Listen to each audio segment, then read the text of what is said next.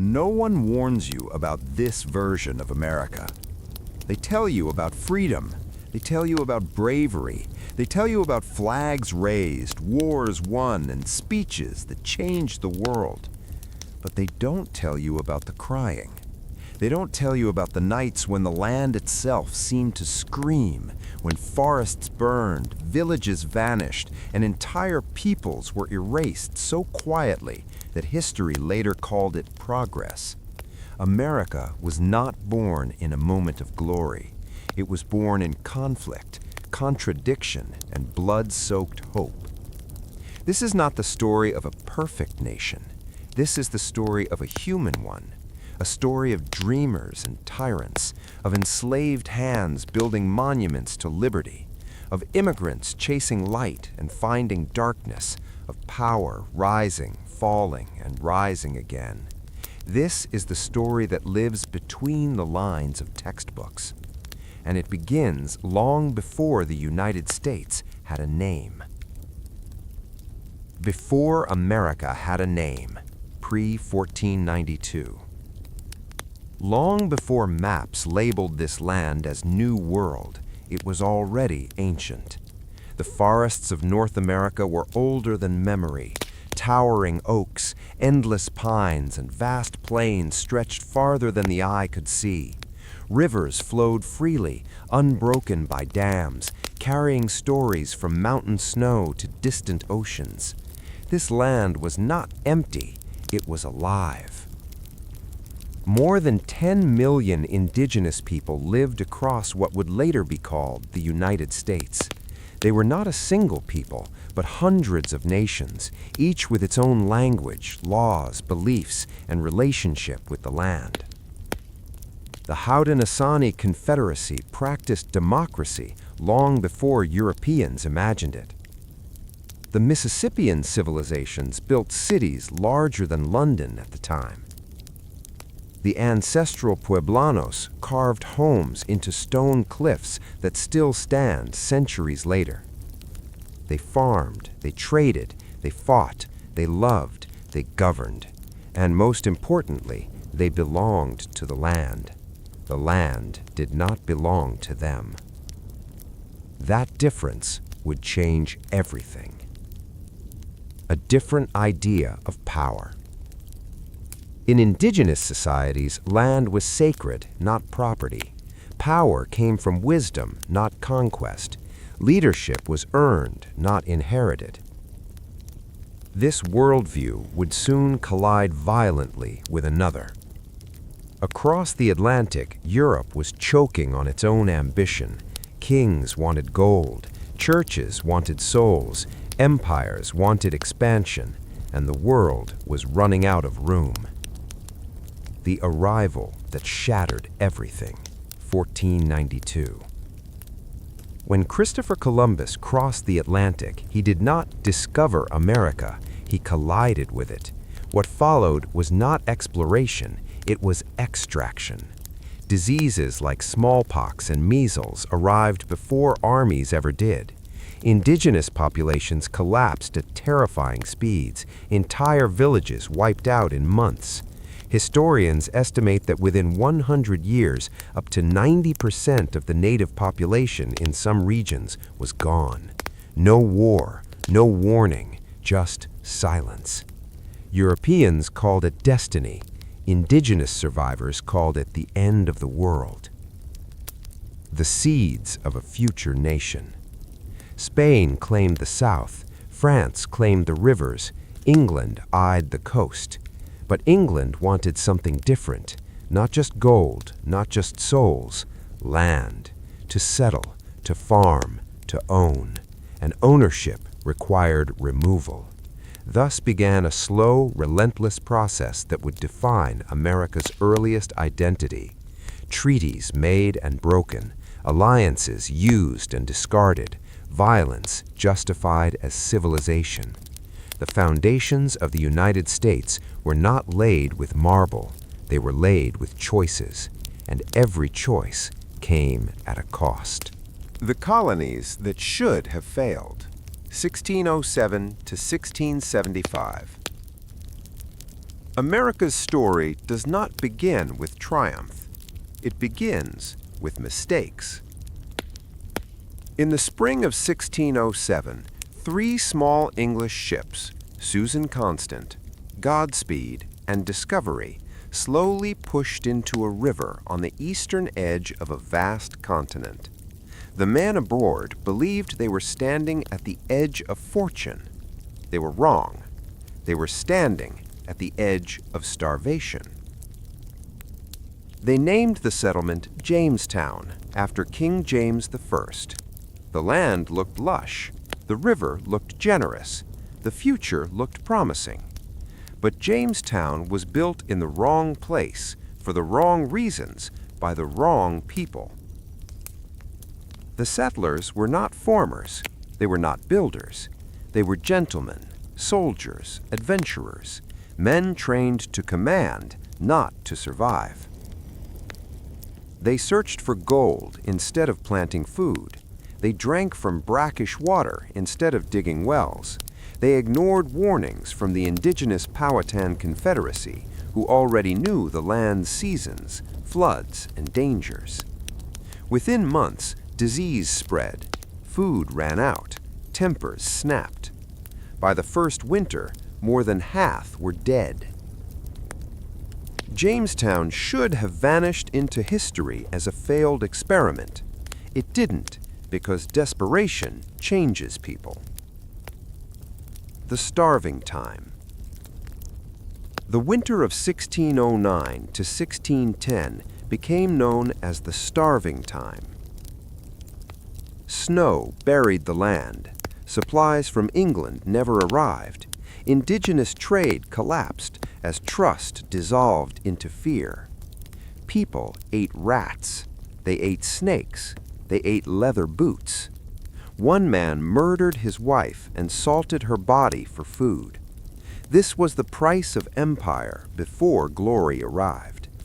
And yet, Jamestown survived, not because it was noble, but because it adapted.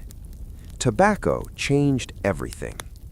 John Rolfe's successful cultivation of tobacco turned Jamestown from a liability into a profitable colony. Suddenly, England cared.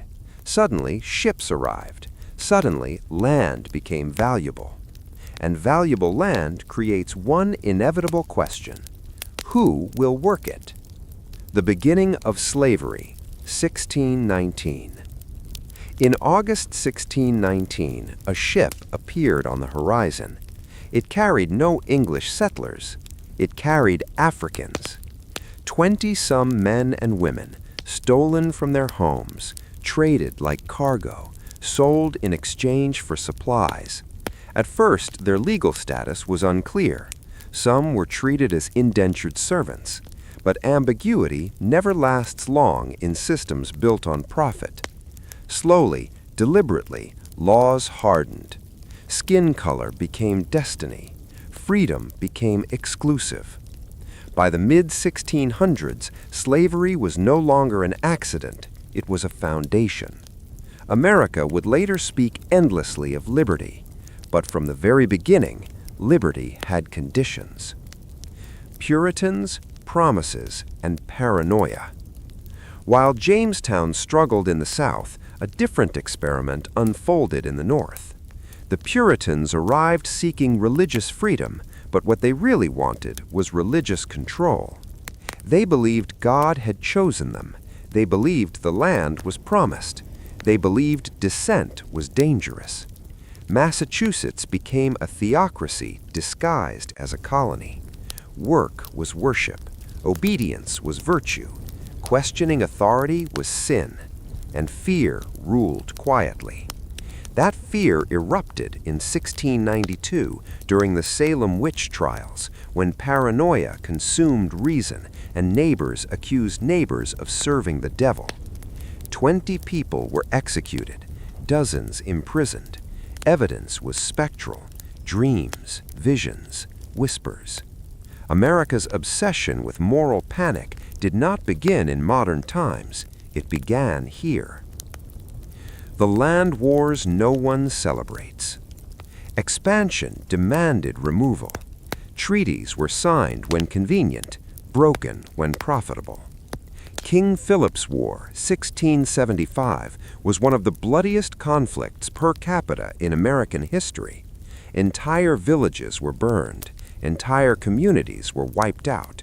Victory belonged to the colonists, but at a moral cost they refused to count. By the end of the 17th century, indigenous power in New England was shattered. Slavery was legalized and expanding. Land ownership equaled political power. The shape of America was forming, not as a nation, but as a system. The American character emerges. From these early decades, a pattern emerged that would repeat again and again. Survival justified cruelty. Profit excused injustice. Faith masked fear. Power rewrote morality. Yet something else was forming too. A belief, dangerous and beautiful, that life could be remade, that hierarchies could be challenged, that old worlds could be escaped. That idea would eventually turn against the very empire that created it. When subjects became strangers, 1680 to 1763. Empires rarely notice the moment they begin to lose control. For Britain, that moment arrived quietly, not with rebellion, but with distance. Across the Atlantic, the American colonies grew in population, wealth, and confidence. Generations were now born on American soil. They spoke English, but they were no longer English in spirit. They farmed different land. They faced different dangers. They solved problems without London's permission. And for decades, Britain barely interfered. This policy, later called salutary neglect, was not kindness, it was convenience. As long as trade flowed and taxes were paid, the colonies were left alone. That freedom created something Britain did not intend, a sense of independence before independence existed, a society apart. By the early 1700s, colonial America had developed its own character. In New England, small towns governed themselves through local assemblies. In the middle colonies, diversity flourished. Dutch, German, Irish, Jewish communities living side by side. In the South, plantation wealth rested on enslaved labor, creating an elite class with enormous political power. Despite regional differences, one belief united them: local problems should be solved locally. London disagreed. The cost of empire.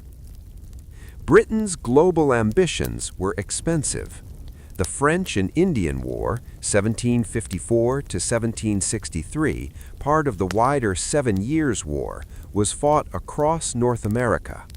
Colonists and British troops fought side by side to defeat France. They won, but victory came with debt, and debt demanded payment.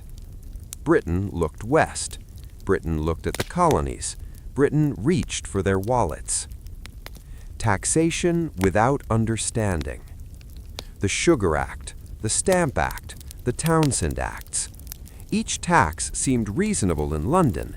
Each felt insulting in America. The colonies had no representation in Parliament. They had no voice in how laws were made, yet they were expected to pay. The phrase, "no taxation without representation," was not a slogan at first. It was a warning.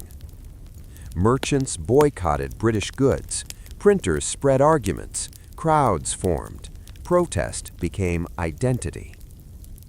The Boston Massacre. On a cold March evening in 1770, tension exploded. British soldiers, surrounded by colonists hurling insults and snowballs, fired into the crowd. 5 civilians died. The event was small by military standards, but enormous in symbolism. Paul Revere's engraving labeled it a massacre. Patriot leaders used it as fuel. public opinion hardened. Violence, once unthinkable, became conceivable. The tea that broke the empire. In 1773, Britain tried compromise. The Tea Act lowered prices, but kept the tax. To colonists, it was a trick. On a winter night, men disguised as indigenous warriors boarded ships in Boston Harbor and dumped 342 chests of tea into the water. The Boston Tea Party was not about tea, it was about defiance. Britain responded with punishment. Boston Harbor closed, Massachusetts government restricted, troops increased. Instead of fear, the colonies found unity. The idea became dangerous. Pamphlets circulated, meetings multiplied, committees formed. Then, in 1766, Thomas Paine published Common Sense. He wrote in plain language, not philosophy. He attacked monarchy itself. He argued that an island should not rule a continent. The impossible became logical. Independence was no longer radical. It was reasonable.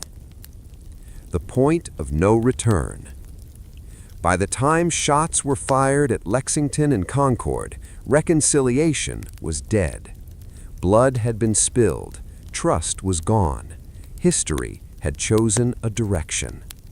Subjects had become rebels. Rebels were becoming revolutionaries. A fragile republic, a growing shadow, 1789 to 1820. The United States was born suspicious of itself. Its founders did not trust kings. They did not trust mobs. Most of all, they did not trust power. So they divided it, balanced it, restricted it, and then they handed it to imperfect men. The first presidential test. George Washington became president not because he wanted power, but because no one trusted anyone else with it. His greatest achievement was not what he did, it was what he refused to do. He stepped down. At a time when victorious generals often crowned themselves kings, Washington returned power to the people. In doing so, he set a precedent more powerful than any law. America would be ruled by office, not by men. At least in theory. Parties, poison, and paranoia. Unity did not last. Almost immediately, factions formed. Alexander Hamilton believed in a strong federal government, industry, and banking. Thomas Jefferson believed in agriculture, states' rights, and limited power. Both believed they were saving the republic. Both believed the other might destroy it. Political parties emerged, not as a plan, but as a consequence.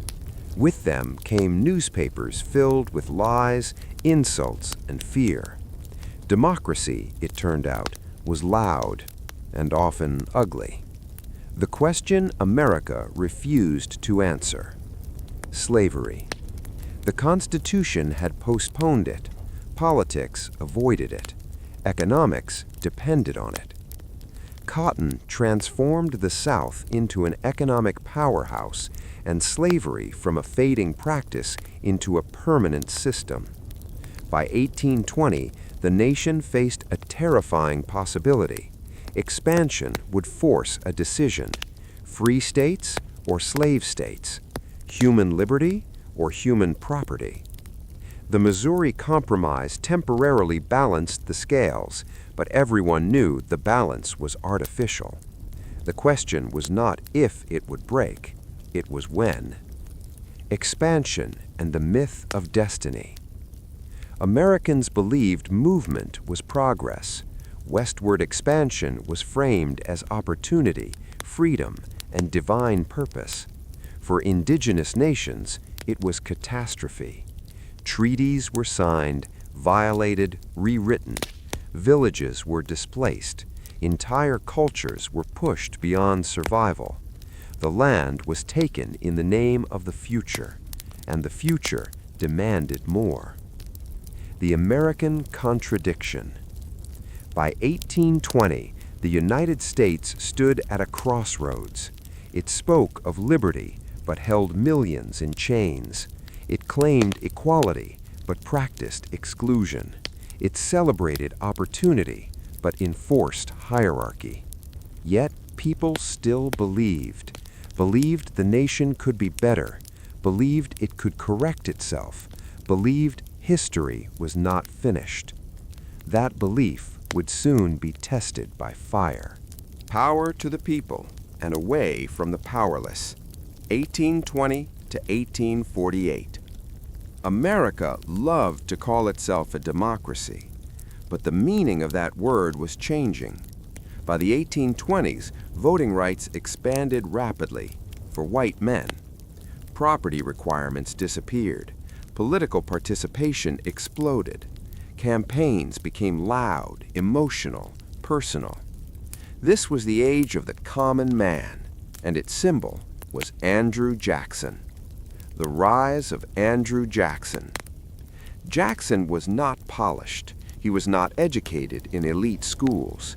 He was violent, emotional, and proud of it. To millions of Americans, he was one of them. He had fought the British. He had challenged elites. He despised banks and aristocrats. When Jackson became president in 1829, supporters celebrated the triumph of democracy. But democracy, when untethered from moral limits, can become cruelty by majority. The Trail of Tears. Indigenous nations stood in the way of progress. The Supreme Court ruled that native lands were protected. Jackson ignored it. The Indian Removal Act authorized the forced relocation of entire nations west of the Mississippi. Families were marched thousands of miles. Children died on frozen roads. Elders collapsed and were left behind. The Charity called it the trail where they cried. America called it policy. This was not a failure of democracy. It was democracy doing exactly what its voters demanded. Industry rises. Conscience struggles.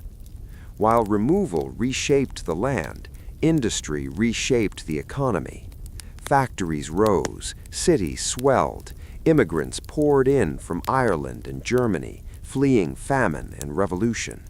They found work. They found discrimination. They found hope mixed with exploitation. Child labor was common.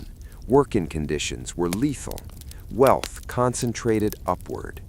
Capitalism accelerated faster than ethics. Slavery hardens into ideology.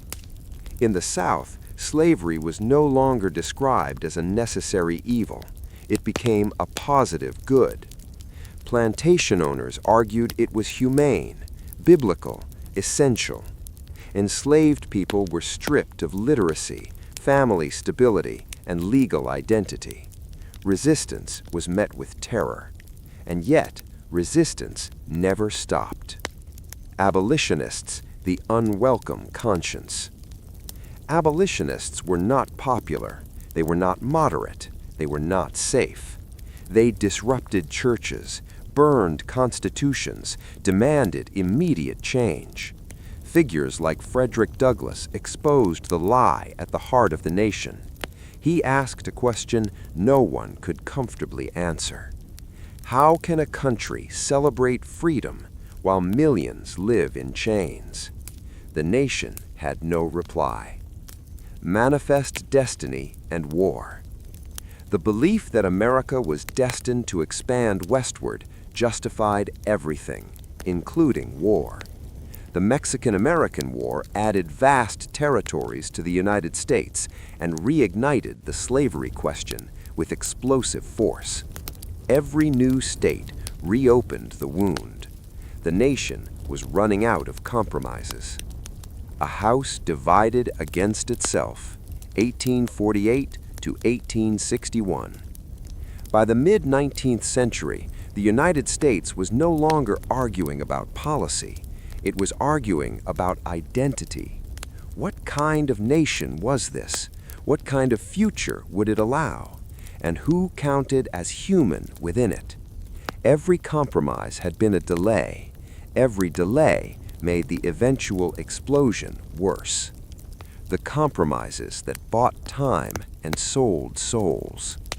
The Compromise of 1850 tried one last time to balance the unbalanceable. California entered as a free state. The South gained a brutal Fugitive Slave Act, forcing citizens to participate in slavery, even in free states. People who had never owned slaves were now required by law to help capture human beings. For many Americans, neutrality died that day. You were either complicit or opposed. Bleeding Kansas. When the Kansas-Nebraska Act allowed territories to vote on slavery, violence followed. Pro-slavery and anti-slavery settlers flooded Kansas.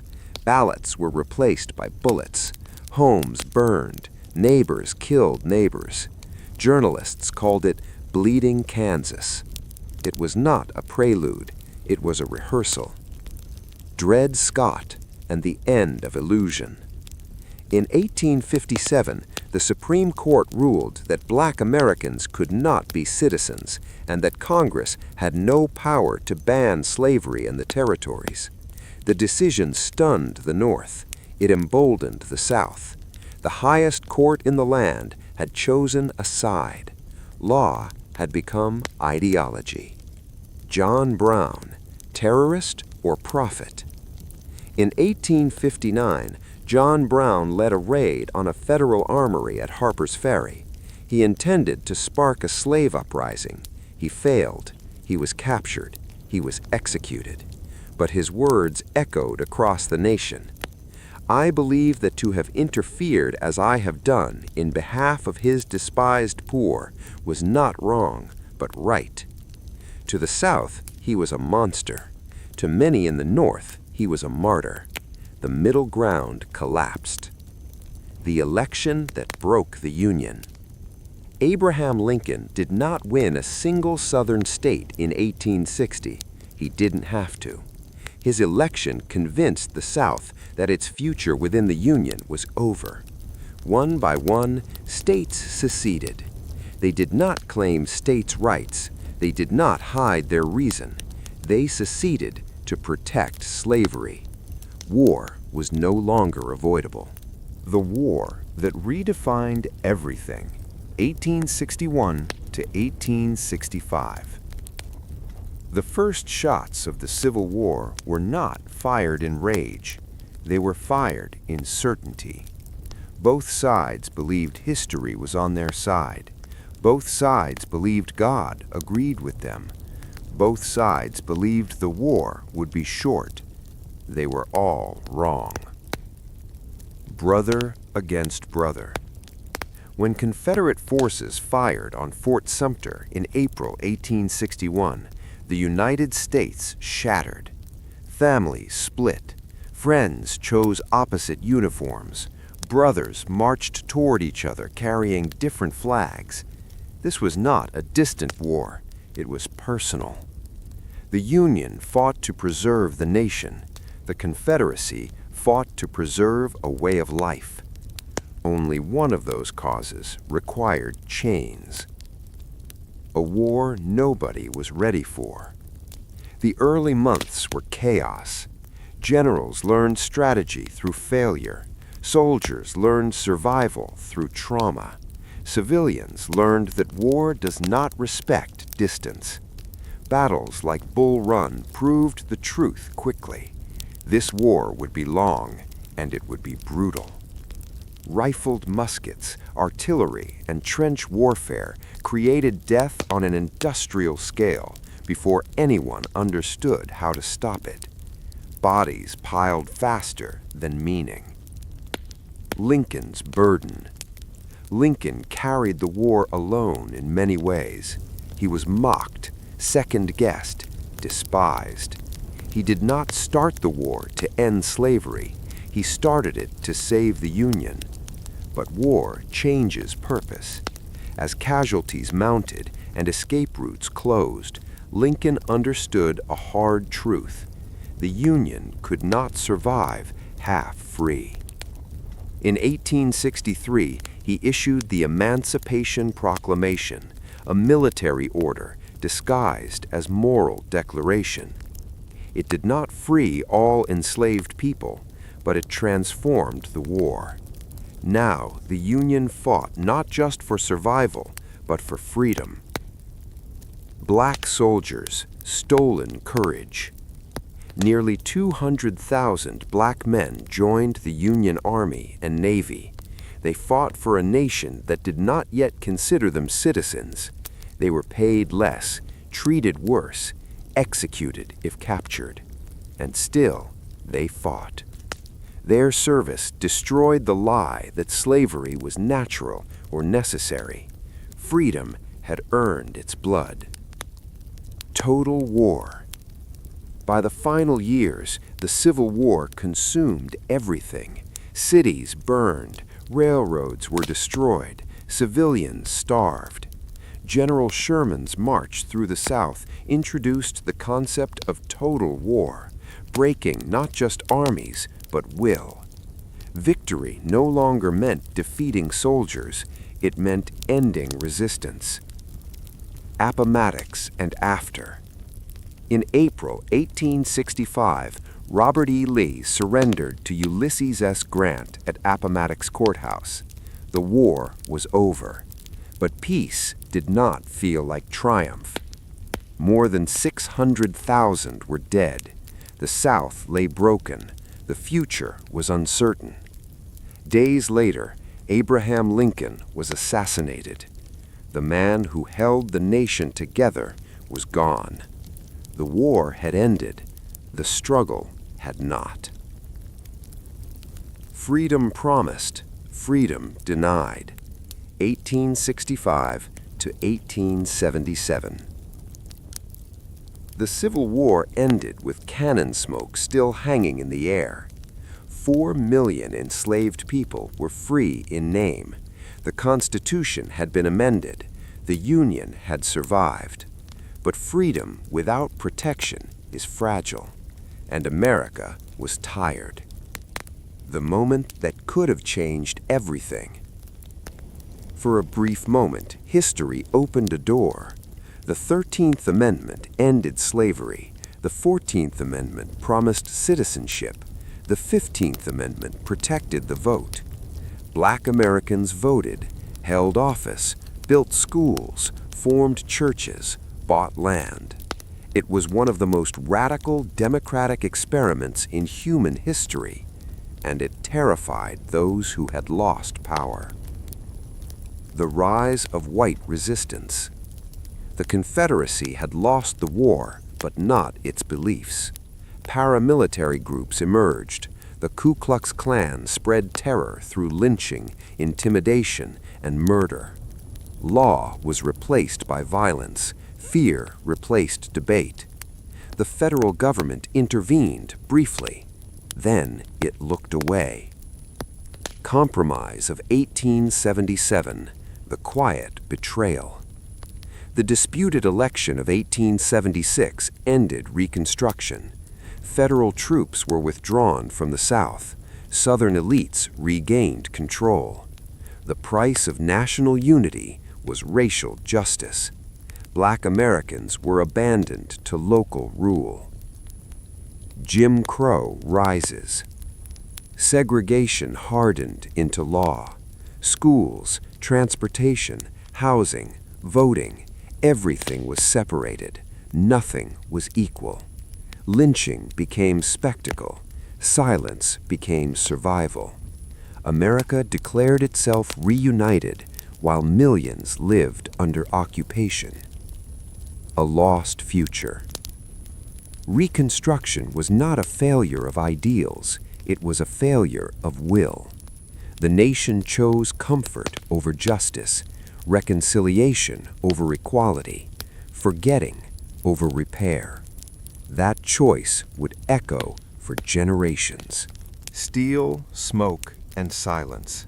1877 to 1914. When Reconstruction ended, America did not slow down. It accelerated. Railroads stretched like iron veins across the continent. Steel replaced wood. Cities rose upward instead of outward. Smoke darkened the sky, and machines replaced muscle.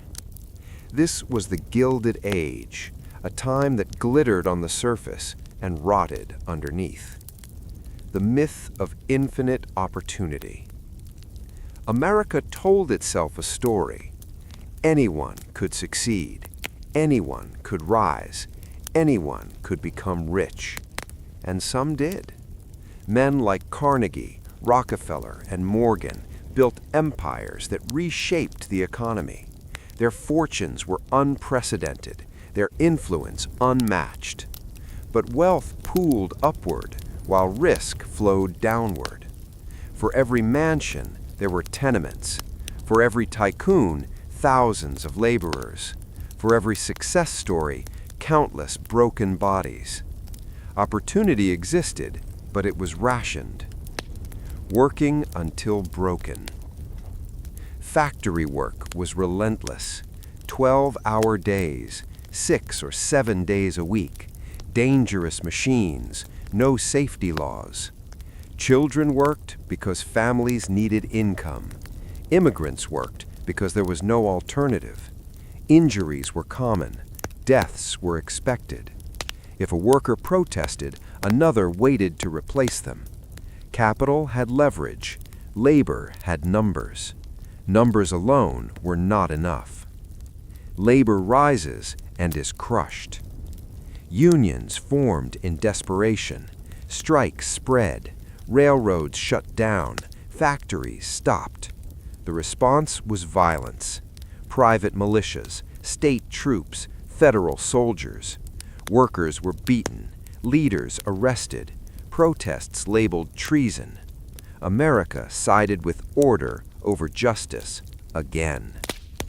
The immigrant city. Between 1880 and 1920, millions arrived from Europe and Asia. They brought languages, religions, traditions, and hope. They also met suspicion. They will never become American, critics said. They will change the country. They were right. America was changing, becoming louder, more crowded, more complex. Diversity strained the idea of unity. Fear followed difference.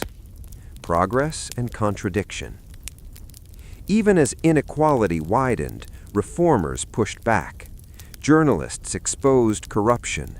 Women demanded suffrage. Social movements challenged child labor and unsafe conditions. Progress came slowly, always resisted, never complete. America was learning a pattern it would repeat forever. Reform only arrives when pressure becomes unbearable. A nation looks outward. By the early 20th century, the United States had outgrown isolation. It had wealth, industry, a powerful navy. It wanted influence. The world was about to test whether America's values could survive beyond its borders. Idealism meets reality. 1914 to 1929. At the dawn of the 20th century, the United States stood at a crossroads. It had wealth, it had industry, it had power. What it did not yet have was certainty about its role in the world. For more than a century, America had warned against foreign entanglements. Empires rose and fell across the Atlantic, and Americans watched from a distance, confident that oceans provided safety. World War I shattered that illusion. A war America did not want. When war erupted in Europe in 1914, the United States stayed neutral. The conflict seemed distant, ancient, European. Americans traded with both sides. President Woodrow Wilson spoke of peace. The nation hoped to remain untouched. But neutrality is fragile when money, Ships and lives are involved. German submarines sank American vessels. The Zimmerman telegram promised Mexico U.S. territory in exchange for alliance. Public opinion shifted. In 1917, America entered the war, not as a conqueror, but as a crusader. The war to end all wars. Wilson framed the conflict as moral. America would fight not for land, but for democracy, not for empire, but for peace. 14 points, self-determination, a league of nations. The language was beautiful, the reality was harsher. American soldiers crossed the Atlantic and faced industrial slaughter, machine guns, gas attacks, endless trenches. They fought bravely, they died quickly, and they learned that ideals do not stop bullets. Victory without satisfaction. The war ended in 1918. America emerged as a global power. Europe lay shattered. Empires collapsed. But peace was poorly built. The Treaty of Versailles punished Germany severely.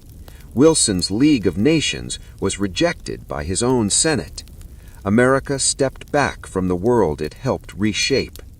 The seeds of the next war were quietly planted. The fear comes home. Victory did not bring calm. It brought anxiety.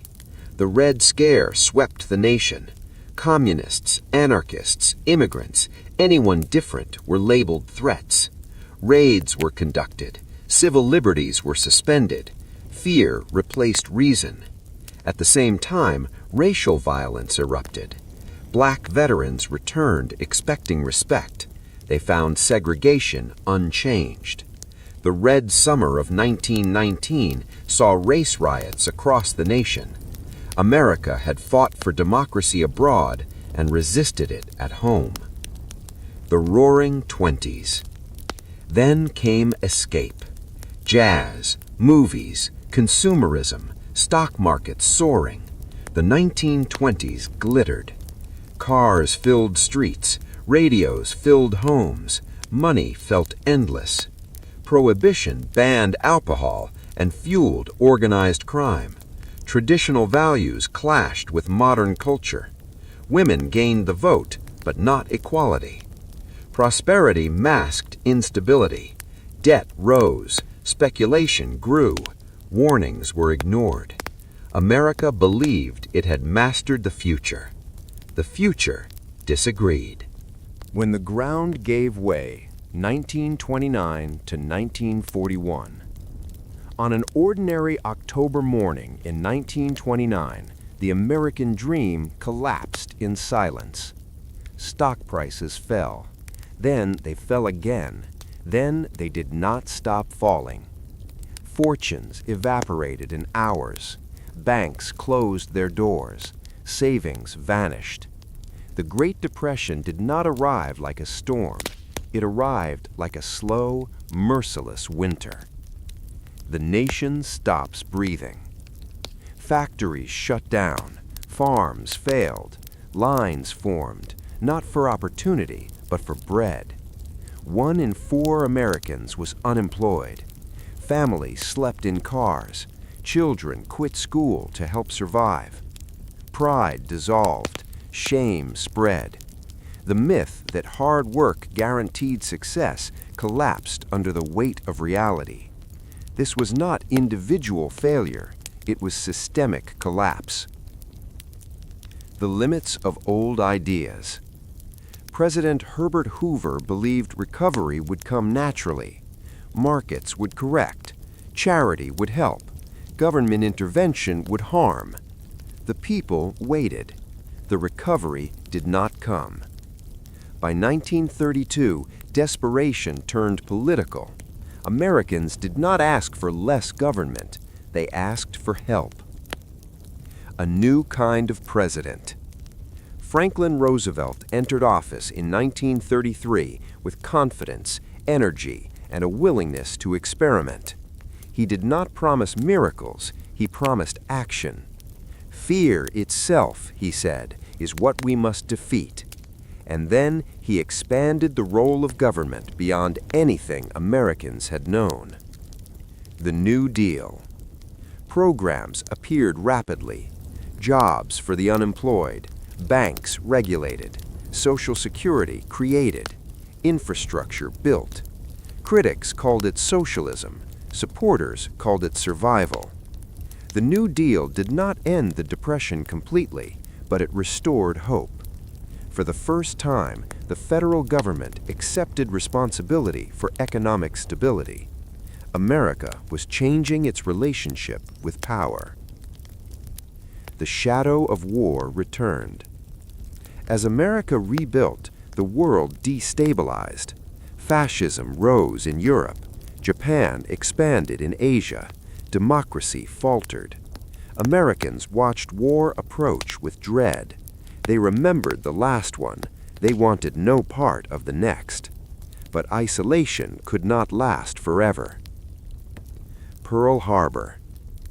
On December 7, 1941, Japanese planes attacked Pearl Harbor. The attack was swift, devastating, unavoidable. Isolation ended in a single morning. America entered World War II, not reluctantly, but united. The nation had found a new purpose. A war that remade the world, 1941 to 1945. World War II did not ask America whether it was ready. It demanded everything. Factories that once made cars now produced tanks. Women replaced men on assembly lines. Scientists raced against time. Soldiers crossed oceans they had never seen. The nation mobilized not just its military, but its identity. This was no longer a distant conflict. It was total war. The arsenal of democracy. America's greatest weapon was not a bomb. It was production. Ships were built faster than they could be sunk. Planes rolled off assembly lines by the thousands. Supply chains stretched across continents. The economy roared back to life. Unemployment vanished. Wages rose. Hope returned, wrapped in uniform and duty. The Depression ended not with reform, but with war. Fighting on two fronts. American soldiers landed in North Africa, then Italy, then France. On June 6, 1944, D-Day, they stormed the beaches of Normandy under machine gun fire. Thousands died in hours. Thousands more kept moving. The invasion succeeded not because it was easy, but because retreat was impossible. In the Pacific, the war was brutal beyond words. Island by island, hand to hand, no surrender. Victory came slowly, at a terrible cost. The war at home. Not all sacrifices were voluntary. After Pearl Harbor, over 120,000 Japanese Americans were forcibly relocated to internment camps. Families lost homes, businesses collapsed, rights vanished. Fear overruled law. Later, the nation would apologize. At the time, it complied. The Holocaust and the limits of knowing. As Allied forces advanced, they discovered the truth. Concentration camps, mass graves, industrial murder. 6 million Jews murdered, millions more persecuted. The scale defied comprehension. America confronted an uncomfortable reality. Evil had flourished while the world debated.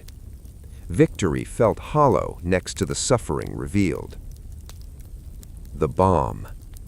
In August 1945, the United States dropped atomic bombs on Hiroshima and Nagasaki.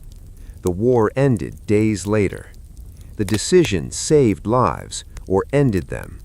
It ended the war or began a new fear.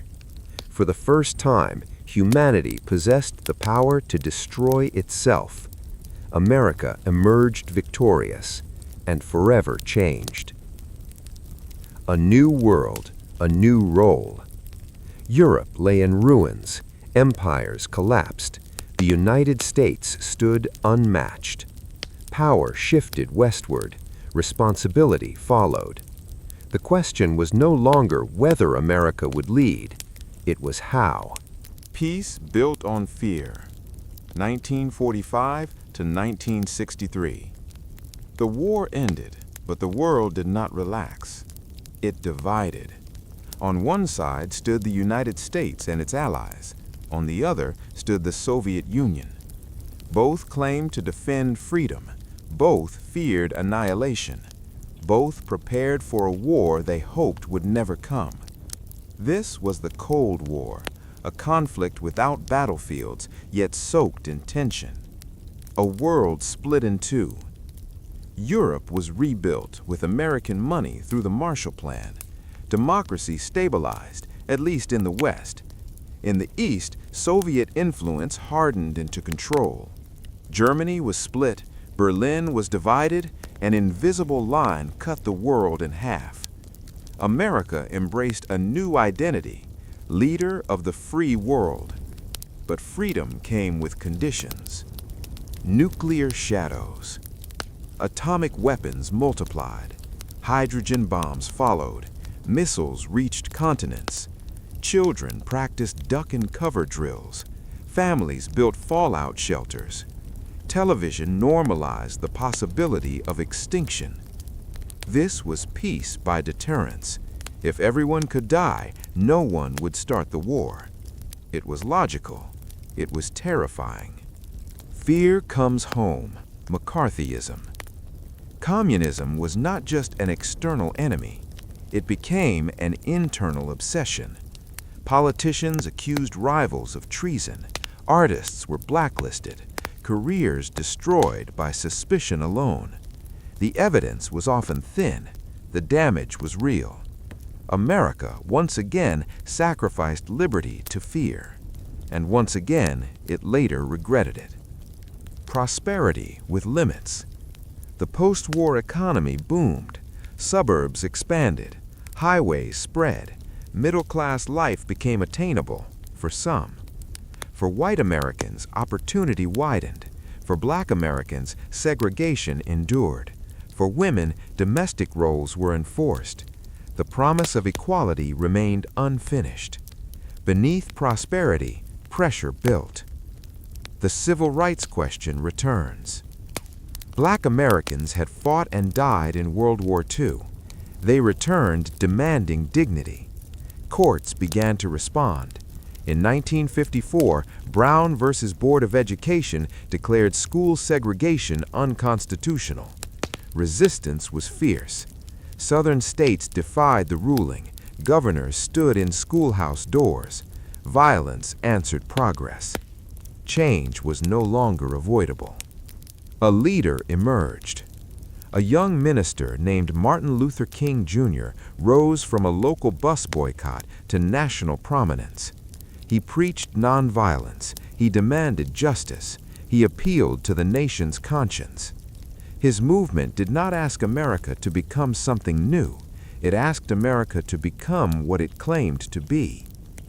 The edge of destruction. In 1962, the Cuban Missile Crisis brought the world closer to nuclear war than ever before. For 13 days, humanity waited. Then restraint prevailed. The lesson was clear. Power without wisdom ends everything.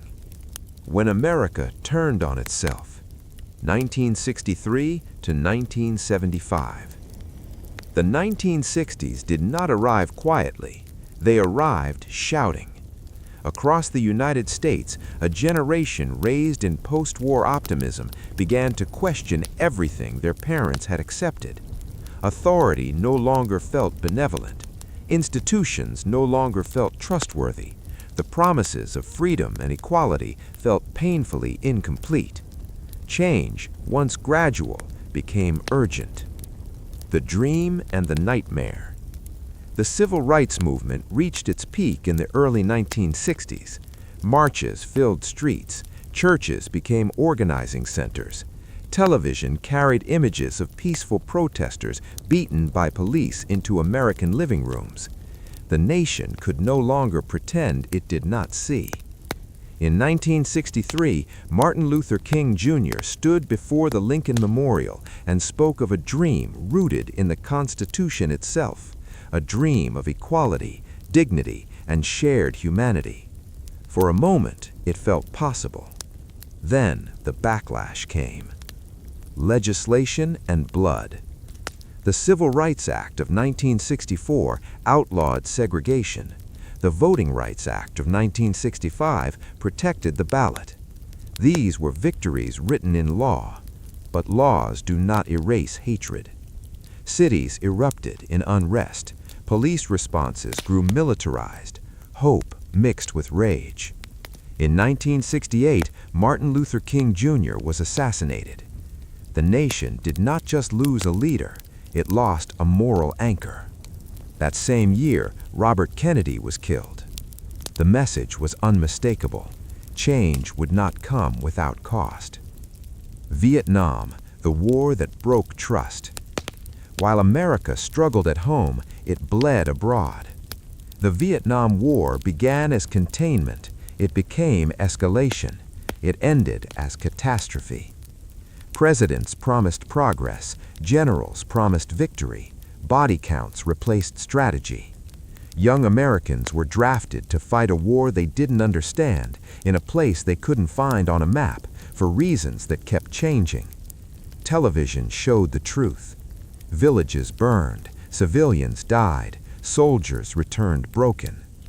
When the Pentagon Papers revealed years of deception, trust collapsed. The government had lied, repeatedly, deliberately. The social contract cracked. The counterculture. Disillusionment became rebellion. Music challenged authority. Youth rejected tradition. Gender roles, sexual norms, and social hierarchies were questioned openly. The counterculture was chaotic, idealistic, sometimes naive, but it forced America to confront questions it had buried. Who defines morality? Who benefits from power? Who is excluded from the story? Watergate and the end of illusion. In 1974, President Richard Nixon resigned after the Watergate scandal. It was not just a political moment, it was psychological. For the first time, Americans saw a president fall, not to assassination, but to accountability. The system had worked, but faith in leaders had not survived. A nation exhausted. By the mid-1970s, America was tired of war, tired of protest, tired of disappointment. The belief that the nation was always moving forward had been replaced by uncertainty.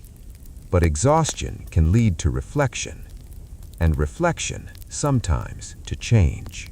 The return of certainty, 1975 to 1991. After the chaos of the 1960s and early 1970s, America longed for stability. People wanted order. They wanted pride. They wanted to believe again. That desire shaped the politics of the next era. The conservative turn. Economic stagnation, rising crime, and cultural upheaval pushed many Americans toward conservatism. Government was no longer seen as the solution. It became the problem. Taxes, regulation, and social programs were blamed for decline. This shift reached its peak with the election of Ronald Reagan in 1980. Reagan and the power of story. Reagan was not just a politician, he was a narrator. He spoke of optimism, of American exceptionalism, of a shining city on a hill. He reduced taxes, deregulated industries, increased military spending. Supporters saw renewal. Critics saw abandonment. Inequality grew. Unions weakened. Wealth flowed upward. But confidence returned. The Cold War ends. As America reasserted power, The Soviet Union weakened. Economic failure, political stagnation, moral exhaustion. In 1989, the Berlin Wall fell. In 1991, the Soviet Union collapsed. The Cold War ended not with a treaty, but with dissolution. America stood alone as a superpower. History, some claimed, had ended. It had not. Globalization begins. Technology accelerated, trade expanded, borders blurred. Jobs moved overseas, markets interconnected, culture globalized. The economy grew, so did vulnerability. Success was uneven, security was fragile. The future felt fast and unstable. A new generation. The Cold War generation gave way to a new one. They did not fear nuclear annihilation. They feared irrelevance, inequality, and loss of control. The challenges were changing. The nation would soon learn that power does not guarantee safety.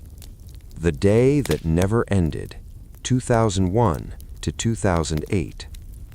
On the morning of September 11, 2001, the United States woke up ordinary. Commuters rushed, phones rang, skies were clear. By noon, the country was unrecognizable. September 11th. 19 men, 4 planes, thousands of lives. The attacks on New York and Washington were not just acts of terror, they were acts of symbolism. Targets were chosen carefully: finance, military power, national confidence.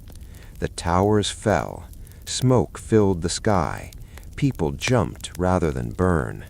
America watched in silence, and something broke. Unity and fear. For a brief moment, the nation was united. Flags appeared everywhere. Strangers spoke gently to each other. Politics paused. But unity built on fear is unstable. Grief turned into anger. Anger demanded action. The question was no longer why, it was who. The War on Terror. The enemy was declared abstract, borderless, endless. The United States invaded Afghanistan to dismantle al-Qaeda and remove the Taliban. Then came Iraq. Intelligence was uncertain. Justifications shifted. Warnings were ignored. The invasion toppled Saddam Hussein, but destabilized an entire region. The War on Terror expanded without limits. So did its costs. Freedom redefined. To protect liberty, the nation narrowed it. Surveillance expanded. Detention without trial became acceptable. Torture was rebranded as interrogation. Fear justified everything. Once again, America faced a familiar pattern: crisis to power to regret. Soldiers come home. Thousands died. Tens of thousands were wounded. Millions returned carrying invisible scars. Wars stretched on. Objectives blurred. Victory was undefined. The nation grew weary. The financial crash. In 2008, the economy collapsed again. Banks failed. Homes were lost. Savings vanished. The crisis revealed deep corruption and inequality. The government rescued institutions. People felt abandoned. Trust, already fragile, fractured further. Hope, hurt, and hard lines, 2008 to 2016.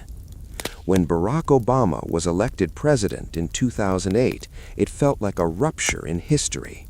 A black president, a message of unity, a promise of change. For millions, it was affirmation that America could correct itself. For others, it felt like loss. The nation did not move forward together. It split along deeper lines. The weight of expectation. Obama inherited 2 wars and a collapsing economy. He stabilized banks, expanded healthcare, and ended the Iraq War formally. Progress came, so did disappointment. Change was slower than hope. Compromise diluted reform. Opposition hardened. Expectations collided with reality. The backlash. Racial resentment resurfaced openly. Conspiracy theories flourished. The Tea Party framed government as enemy again. Politics became identity, not policy, not debate, identity. The digital accelerator. Social media transformed public life. Outrage spread faster than context. Algorithms rewarded anger. Truth competed with virality. Democracy struggled to adapt. Echo chambers formed. Mistrust deepened. Consensus disappeared. America stopped talking to itself. Protest and pain. Police killings of unarmed Black Americans reignited protest. The slogan "Black Lives Matter" demanded recognition. The response was polarized. Some heard a plea for justice. Others heard an accusation. The divide widened. The 2016 election. Anger defeated experience. Distrust defeated norms. Donald Trump's victory shocked the world and the nation. For supporters, it was rebellion. For critics, it was warning. The system had not failed. It had reflected the country. The stress test. 2016 to 2021. The Trump era did not invent division. It exposed it. What had once been coded language became explicit. What had once been behind closed doors moved to public platforms. Politics turned performative. Governance became spectacle. For some Americans, this felt like honesty. For others, it felt like erosion. Both were right. Power by conflict. Donald Trump governed through confrontation. Institutions were challenged. Norms were broken. Experts were dismissed. Supporters saw disruption. Critics saw decay. The presidency became a constant argument, not just about policy, but about reality itself. What was true? Who could be trusted? Did facts still matter? America and the world. Allies were criticized, agreements abandoned.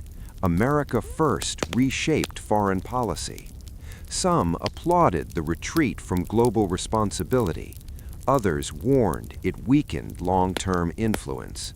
The nation argued with the world and with itself. The pandemic. In 2020, a virus stopped everything. COVID-19 did not just attack lungs, it attacked systems.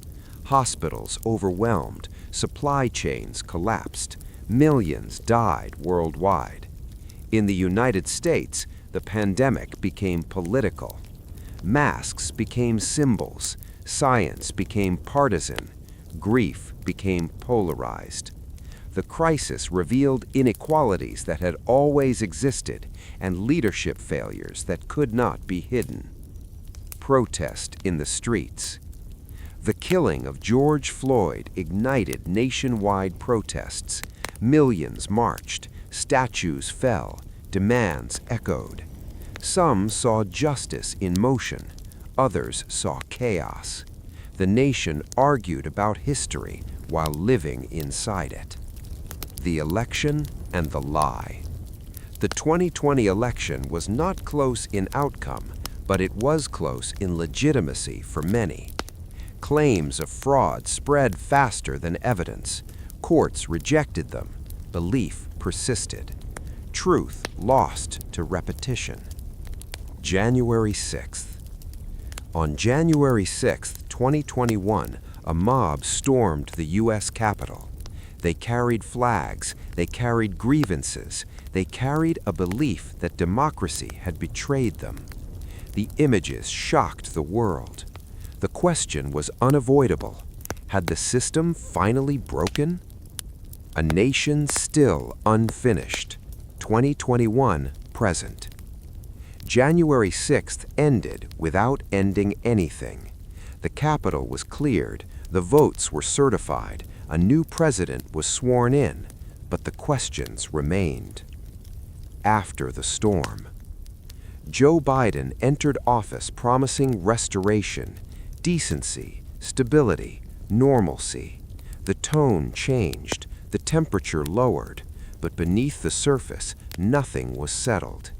Investigations unfolded, trials were debated, accountability became partisan. Half the country wanted closure, the other half wanted vindication. Neither side trusted the process meant to deliver it. Government in the age of exhaustion.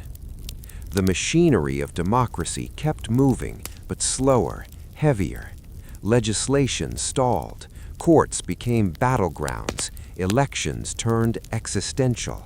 Democracy was no longer assumed, it was defended or attacked daily.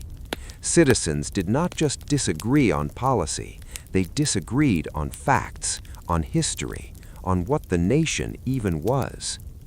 The economy that both works and fails. Markets recovered, jobs returned, technology advanced, and yet housing became unreachable, healthcare remained fragile, wealth concentrated further. America looked prosperous from a distance, unequal up close. The old promise that each generation would live better than the last felt broken. A world that no longer waits. China rose, Russia challenged borders, climate change accelerated. America was still powerful, but no longer singular. Leadership required cooperation, cooperation required trust. Both were in short supply. The struggle over memory. Statues were removed, books were banned, curricula became political. The past was no longer history, it was a weapon. Some wanted to preserve tradition, others demanded reckoning. Both claimed patriotism. The argument was not about what happened, it was about what it meant. What history says, quietly. America has never been finished. It was born in contradiction, it grew through conflict, it corrected itself slowly and often reluctantly. Every generation inherited an incomplete project.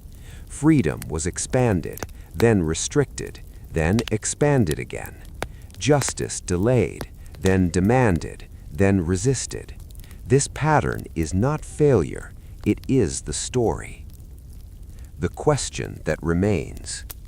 The United States has survived civil war, depression, world war, and internal collapse, not because it was perfect, but because enough people believed it could be better. That belief is fragile, it requires care, it demands participation. Democracy is not self-sustaining, it must be chosen again and again and again. Epilogue. The work ahead. History does not end, it hands the pen forward. America's future will not be decided by founders long dead or heroes carved in stone, but by ordinary people facing extraordinary choices. The same question echoes through centuries. Who belongs? Who decides? And what are we willing to protect even when it costs us? The answer is still being written.